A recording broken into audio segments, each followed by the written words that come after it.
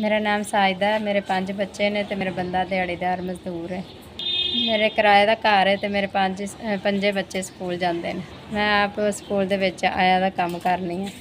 मैं आपदे बच्चों का आपदा सर्कट खुद चलानी हाँ ते मेरे बंदे दी कदी दिहाड़ी लगदी कदी नहीं लगदी।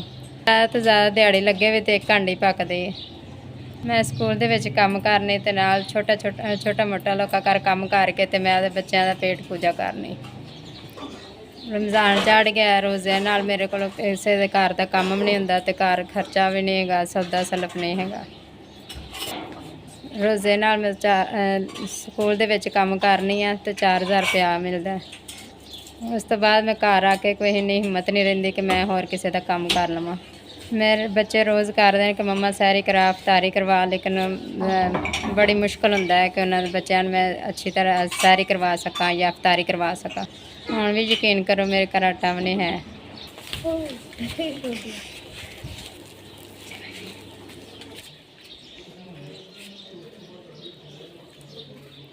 मेरी तरफों मैंने राशन मिला है, बड़ी मेहरबानी, शुक्रिया। अल्लाह ताला तुहानूं लंबी जिंदगी दे, नेक बनावे, सेहत दे, तंदुरुस्ती दे। मेरे माशाअल्लाह 5 बच्चे खाण वाले ने ते साडे इस राशन नाल हफ्ता 2 निकल जाणगे। बट नवेद इस्लाम साहब अल्लाह तुहानूं रिज़क दे, सेहत दे, तंदुरुस्ती दे, आपदे खजाने च दे। अल्लाह ताला सानूं भी दे, अल्लाह तुहानूं खुश रखे।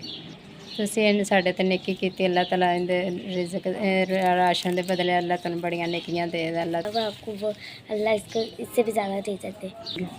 हमारा रोज़ा हम घर जाके इफ्तारी करेंगे, साथ में आपको दुआ देंगे।